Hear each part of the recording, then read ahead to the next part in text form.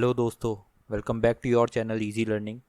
आई hope आप सब अच्छे होंगे और आप सबकी स्टडीज़ भी अच्छी चल रही होंगी। तो देखो यार, पिछले लेक्चर में हमने नया चैप्टर शुरू किया था, वर्क एंड एनर्जी। आज उसी चैप्टर को हम कंप्लीट करेंगे इस लेक्चर में। ठीक है, तो अगर पिछला लेक्चर अभी आपने नहीं देखा है तो मैं रिकमेंड करूँगा पहले एक बार वो देख लें। बाकी एक बार हम फटाफट रिकैप देख लेते हैं कि पिछले चैप्टर में हमने क्या पढ़ा था। ठीक है, तो सबसे पहला टॉपिक जो हमने पढ़ा था वो था वर्क। वर्क क्या होता था? Work is equals to force into displacement and the displacement should be in the direction of applied force. Okay, तो इस तरीके से हमने एग्जांपल देखे थे वर्क के बहुत सारे। हमने देखा था कि जो कुली है उसका वर्क डन ज़ीरो होता है क्योंकि वो परपेंडिकुलर डायरेक्शन में फोर्स लगाता है और डिस्प्लेसमेंट परपेंडिकुलर डायरेक्शन में होता है। ठीक है, इस तरीके के एग्जांपल्स हमने देखे थे काफ़ी सारे। उसके बाद हमने पढ़ा था कि एनर्जी एनर्जी क्या होता था? The ability of do work. ठीक है, कि कोई बंदा कितना वर्क प्रोड्यूस कर सकता है, वो हम मेज़र करते थे कि उसके अंदर कितनी एनर्जी है उससे। ठीक है, so energy is compulsory for getting useful work. Okay, फिर उसके बाद हमने देखा था द मैकेनिकल एनर्जी। कौन कौन सी होती थी मैकेनिकल एनर्जी? एक काइनेटिक एनर्जी थी और एक पोटेंशियल एनर्जी। काइनेटिक एनर्जी होती थी due to the virtue of its motion. ठीक है, इसका फॉर्मूला होता था हाफ एम वी स्क्वायर। और पोटेंशियल एनर्जी होती थी किसी बॉडी की due to the virtue of its position, कि उसको कहाँ पे प्लेस किया हुआ है। ये स्टोर्ड एनर्जी होती थी, राइट। अब इसके बाद हम आज का लेक्चर अपना स्टार्ट करते हैं। सबसे पहले हम देख लेते हैं जो जो पॉइंट्स आज हमको पढ़ने हैं। So the first point that we are going to cover today is conservation of energy. The second point is power and the last topic is commercial unit of energy. ठीक है, तो चलिए दोस्तों स्टार्ट करते हैं। तो देखो दोस्तों, हम जानते हैं जो एनर्जी है वो हमारे चारों तरफ डिफरेंट फॉर्म में प्रेजेंट रहती है। जैसे आपने देखा होगा आपके घर में इलेक्ट्रिसिटी आती है तो इट इज़ इलेक्ट्रिकल एनर्जी। इसी तरह काइनेटिक एनर्जी और पोटेंशियल एनर्जी के बारे में आपने पहले पढ़ा था। हीट एनर्जी होती है, जो आपको कहीं पे फायर जल रही है तो उससे आपको हीट मिलती है, वो हीट एनर्जी होती है। लाइट एनर्जी होती है, आपके घर पे बल्ब जलता है या सन आपको जो लाइट देता है वो क्या है? Form of light energy. तो अभी जो सबसे पहले हमें जो चीज़ समझनी है वो है कि these energies are interconvertible. ठीक है, मतलब कि आप एक फॉर्म ऑफ एनर्जी को दूसरी फॉर्म ऑफ एनर्जी में कन्वर्ट कर सकते हो, राइट। इसके आप डेली लाइफ में बहुत सारे एग्जाम्पल देखते भी रहते होगे, आपने पता नहीं नोटिस किया है कि नहीं किया है। देखो हम कुछ एग्जाम्पल से समझते हैं। जैसे कि आपने देखा होगा आपके पास फ्यूल होता है। समझ लो आपके पास पेट्रोल है और आपके पास एक कार है।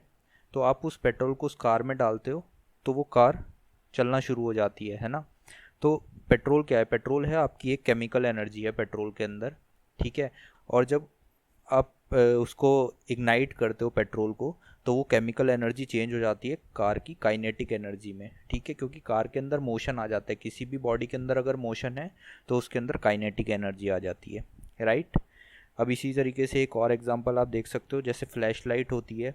फ्लैश लाइट्स में आप क्या करते हो? सेल्स डलती हैं फ्लैश लाइट्स के अंदर। ठीक है, तो सेल्स के अंदर भी आपकी केमिकल एनर्जी होती है। जैसे ही आप सेल्स को एक साथ लगाते हो फ्लैश लाइट के अंदर और ऑन करते हो तो वो केमिकल एनर्जी जो है चेंज होने लगती है लाइट एनर्जी में। आप देखा होगा कुछ एक दो महीने बाद आपकी जो सेल होती है वो डाउन हो जाती है। तो ऐसा क्यों होता है? क्योंकि उस सेल के अंदर जितनी भी आपकी केमिकल एनर्जी थी वो आपने सारी की सारी यूज़ कर ली और लाइट एनर्जी में चेंज कर दिया उसको। ठीक है, अब इसी तरीके से आपने देखा होगा पावर हाउस। पावर हाउस में आपने देखा होगा जहाँ पे इलेक्ट्रिसिटी जनरेट होती है तो वहाँ पे क्या फंडा होता है? डैम बने रहते हैं। ठीक है, तो डैम में क्या होता है? वाटर को एक हाइट पे स्टोर किया रहता है। अब एक हाइट पे अगर वाटर स्टोर होगा तो उसके अंदर कुछ ना कुछ पोटेंशियल एनर्जी आ जाएगी। ठीक है, और जैसे ही हम उसको नीचे छोड़ते हैं तो वो क्या करता है? टरबाइन के ब्लेड्स को आके हिट करता है। ठीक है, तो वो पोटेंशियल एनर्जी काइनेटिक एनर्जी में चेंज हो जाती है और टरबाइंस के ब्लेड जो होते हैं कुछ वेलोसिटी के साथ मूव करने लगते हैं। और फर्दर फिर उसी काइनेटिक एनर्जी को हम जनरेटर में डाल के उससे इलेक्ट्रिसिटी प्रोड्यूस करते हैं। ठीक है, उसको इलेक्ट्रिकल एनर्जी में कन्वर्ट कर देते हैं काइनेटिक एनर्जी को। तो इस तरीके से हमारी इलेक्ट्रिसिटी प्रोड्यूस होती है। और एग्जांपल्स भी आप देख सकते हो यार, बहुत एग्जांपल्स हैं हमारे चारों तरफ डेली लाइफ में, आप देखते रहते हो जो।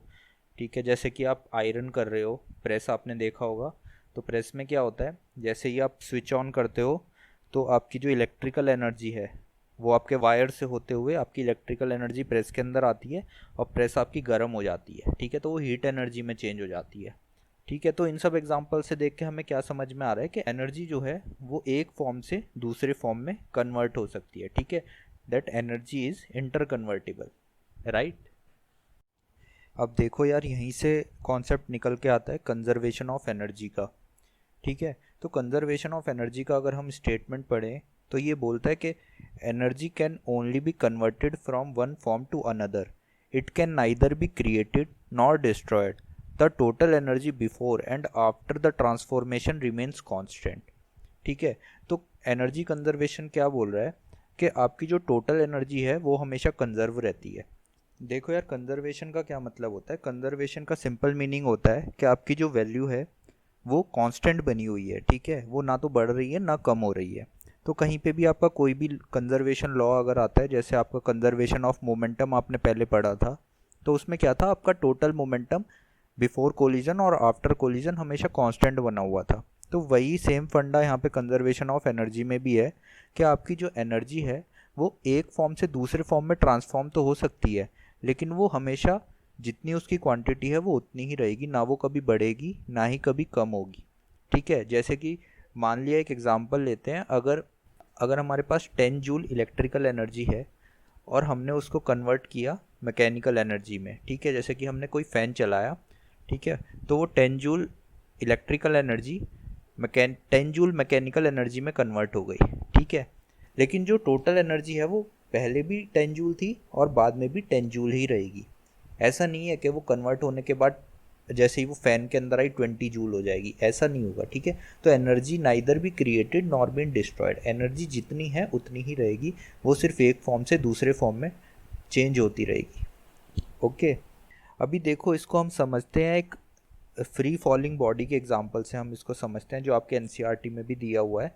Consider a simple example, let an object of mass m be made to fall freely from a height h at the start. The potential energy is mgh and kinetic energy is 0. Why is kinetic energy 0? Because at the top the velocity is 0, therefore kinetic energy is 0. ठीक है, so total energy is mgh। हम इसको एक slide में देख लेते हैं। इस एग्जांपल में इसने क्या लिया है कि एक बॉल है जिसका मास है m।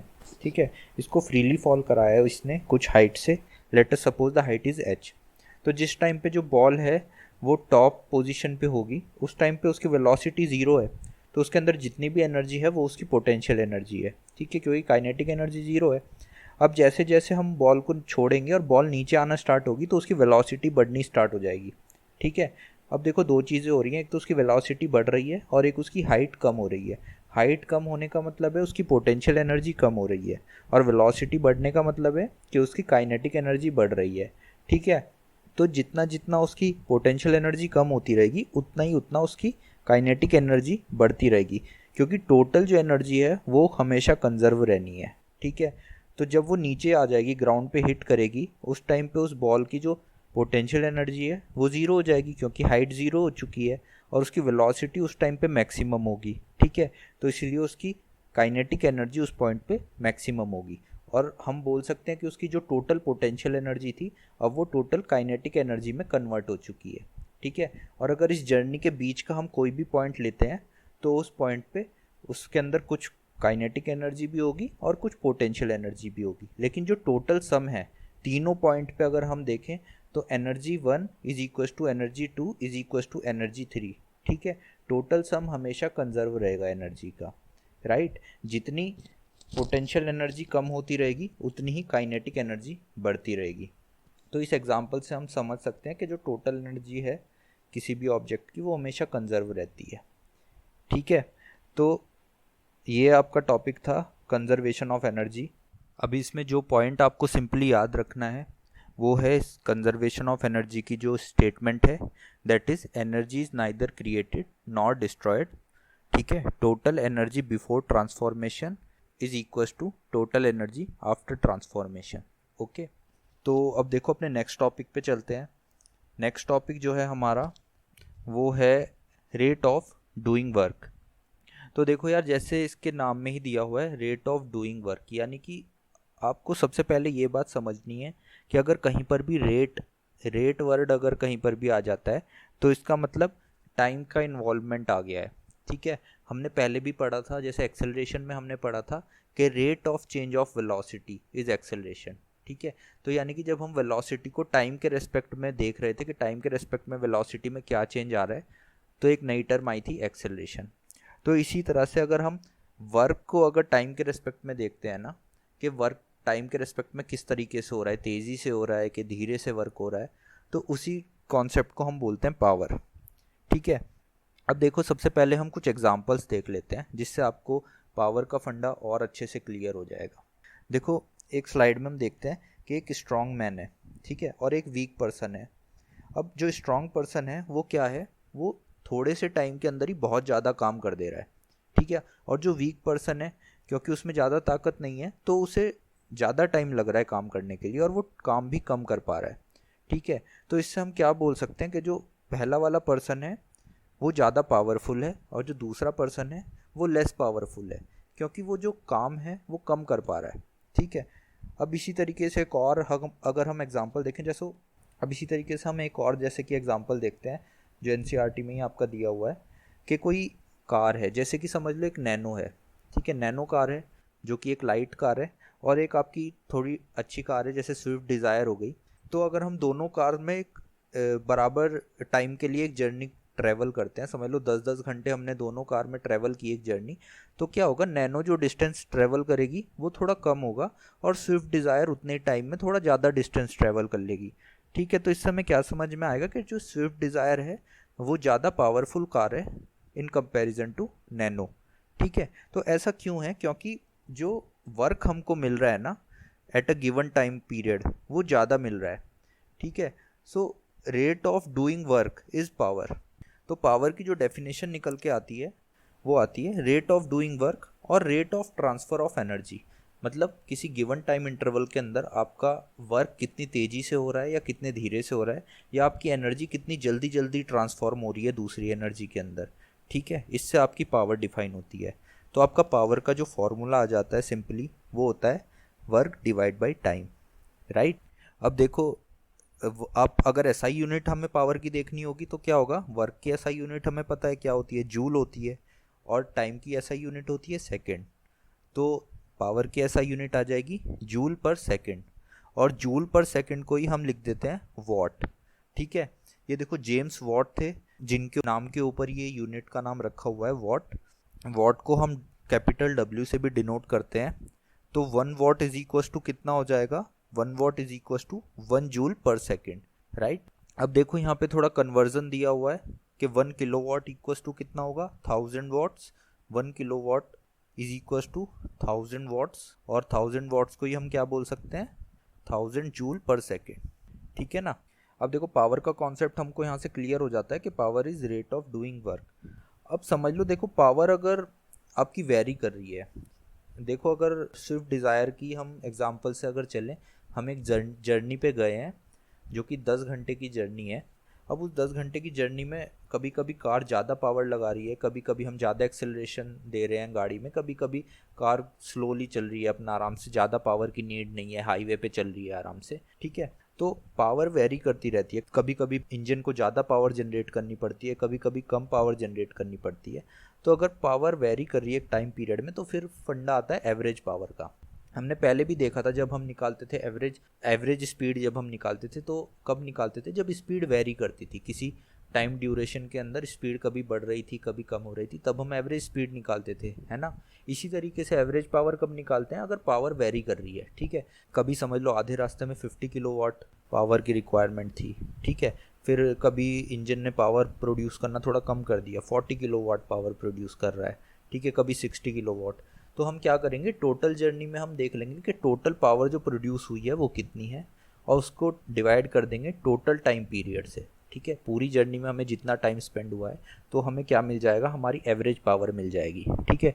तो एवरेज पावर का जो फॉर्मूला हो जाएगा वो सिंपली क्या हो जाएगा, टोटल वर्क डन और total conversion of energy divided by total time taken, ठीक है। तो ये आपका पावर का फंडा हो जाता है यहाँ पे क्लियर। अब देखो यार, जो नेक्स्ट टॉपिक हमारा है वो है कमर्शियल यूनिट ऑफ एनर्जी, ठीक है। कमर्शियल यूनिट ऑफ एनर्जी क्या होती है, किलोवाट आवर, ठीक है। अब देखो हम जानते हैं कि जो यूनिट है एनर्जी की, वर्क की, वो है जूल, ठीक है। लेकिन जूल जो होती है वो बहुत ही छोटी यूनिट होती है। अभी हम अपनी डेली लाइफ में जैसे जो पावर कंज्यूम करते हैं, जैसे हम इलेक्ट्रिसिटी कंज्यूम करते हैं अपने घरों में, तो अगर हम उसे जूल में कैलकुलेट करेंगे तो वो 10⁷, 10⁸ इतनी बड़ी एक नंबर आएगा, ठीक है। तो जूल जो है बहुत ही छोटी यूनिट है, तो इसीलिए हम अपनी डेली लाइफ में जो कमर्शियल यूनिट हम यूज़ करते हैं वो होती है किलोवाट आवर, ठीक है। तो kilowatt hour is nothing, it is a unit of energy only, ठीक है। 1 किलोवाट आवर में कितने जूल होते हैं? 3.6 इंटू 10⁶ जूल, ठीक है। अब यहाँ पे हम निकालना भी सीखते हैं कि आप 1 किलोवाट आवर की वैल्यू कैसे निकाल सकते हैं और आप 1 किलोवाट आवर को कैसे डिफाइन कर सकते हैं, ठीक है। तो 1 किलोवाट आवर सिंपली क्या हो जाता है? It is equals to 1 kilowatt into 1 hour, ठीक है। एंड 1 किलोवाट को हम लिख सकते हैं 1000 वाट और 1 आवर को हम लिख सकते हैं 3600 सेकेंड, ठीक है। तो यहाँ से हमारा निकल के आ जाता है जूल की टर्म में 3.6 into 10⁶ joule is equal to 1 kilowatt hour, right. तो इसका मतलब है कि जो 1 किलोवाट आवर है, अगर हम उसकी डेफिनेशन देखें कि 1 किलोवाट आवर की डेफिनेशन अगर आपसे कोई पूछे क्या है, तो आप बोलेंगे it is nothing, it is just a unit of energy और 1 kilowatt hour is equal to 3.6 into 10⁶ joules, ठीक है। अब देखो, जो आपने देखा होगा, अगर हम इसे रियल लाइफ में एक्सपीरियंस करें कि 1 किलोवाट आवर कितनी एनर्जी एक्चुअली में होती है, तो आपने देखा होगा आपके घरों में जो इलेक्ट्रिसिटी का बिल आता है, तो इलेक्ट्रिसिटी का बिल आप देखो जैसे कि इस टाइप का कुछ होता है। अब इसमें जो आपकी यूनिट कंज्यूम्ड देखो यहाँ पे आ रहा है ना, यूनिट कंज्यूम्ड, ये लिखा हुआ है 289। तो ये जो यूनिट्स लिखी आती हैं इलेक्ट्रिसिटी बिल में किलोवाट आवर में होती हैं, ठीक है। अब इन यूनिट का कुछ प्राइस होता है, जो आपके एरिया में रेट चलता रहता है कि भाई 5 रुपये यूनिट का रेट है इलेक्ट्रिसिटी का, 6 रुपये यूनिट का रेट है, तो उसके हिसाब से आपका इलेक्ट्रिसिटी का बिल आता है, ठीक है। तो ये जो यूनिट होती है ये होती है किलोवाट आवर में। तो अपने घर में देखना, कभी आप एक्सपीरियंस करना, जैसे आपके घर में अगर एक 1000 वाट का कोई हीटर है, ठीक है, 1000 वाट मतलब 1 किलोवाट, तो 1 किलोवाट का अगर कोई हीटर आपके घर में रखा हुआ है, आप उसको अगर 1 घंटे के लिए चलाओ तो आपकी जो मीटर होता है, आपके मीटर में एक रीडिंग बढ़ जाएगी, ठीक है। क्योंकि 1 किलोवाट आवर को अगर 1 घंटे के लिए चला रहे हो तो आपकी जो यूनिट आती है वो कितना आती है? 1 किलोवाट आवर, ठीक है। तो आपकी एक यूनिट बढ़ जाती है। इसी तरीके से अगर आपके घर में कोई 100 वाट का बल्ब है, आप उस 100 वाट के बल्ब को अगर 10 घंटे के लिए चलाओगे लगातार, तो आपका एक यूनिट मीटर में बढ़ जाएगी, क्योंकि आप कितनी एनर्जी कंज्यूम कर रहे हो? 100 वाट इंटू 10 आवर, ठीक है। तो आपका टोटल कितना आ जाएगा? 1 किलोवाट आवर, तो आपकी एक यूनिट बढ़ जाएगी। तो ये आपका फंडा हो गया कमर्शियल यूनिट ऑफ एनर्जी का। तो अभी आप समझ गए हो, है ना, कमर्शियल यूनिट ऑफ एनर्जी क्या होती है? Kilowatt hour. अभी हम रैप अप कर देते हैं, अपना आज का चैप्टर हमारा कंप्लीट हो गया है। तो आज जो जो चीज़ें हमने पढ़ी हैं, सबसे पहले हमने पढ़ा है कि एनर्जी जो होती है वो इंटर कन्वर्टिबल होती है, आप उसको एक फॉर्म से दूसरी फॉर्म में कन्वर्ट कर सकते हो, ठीक है। उसके बाद हमने पढ़ा कंजर्वेशन ऑफ एनर्जी, कि एनर्जी ना ही तो क्रिएट होती है ना ही डिस्ट्रॉय होती है, वो सिर्फ एक फॉर्म से दूसरी फॉर्म में ट्रांसफॉर्म होती है, और टोटल एनर्जी हमेशा कंजर्व रहती है, राइट। उसके बाद हमने देखा कि पावर क्या होती है? Power is rate of doing work, ठीक है। इसकी यूनिट होती है वॉट या फिर जूल पर सेकेंड। उसके बाद हमने कमर्शियल यूनिट देखी है एनर्जी की, जो होती है किलोवाट आवर, ठीक है। तो आज का टॉपिक फिर यहीं पे ख़त्म करते हैं यार। अगर आपको ये लेक्चर्स यूज़फुल लगते हैं, अच्छे लगते हैं, तो यार इनको शेयर करो, ठीक है। अभी तक आपने काफ़ी सपोर्ट दिया इस चैनल में, आप ऐसे ही देते रहिए, हम फटाफट वीडियोस लाते रहेंगे। थैंक यू यार, बाय, मिलते हैं अगले वीडियो में, टेक केयर।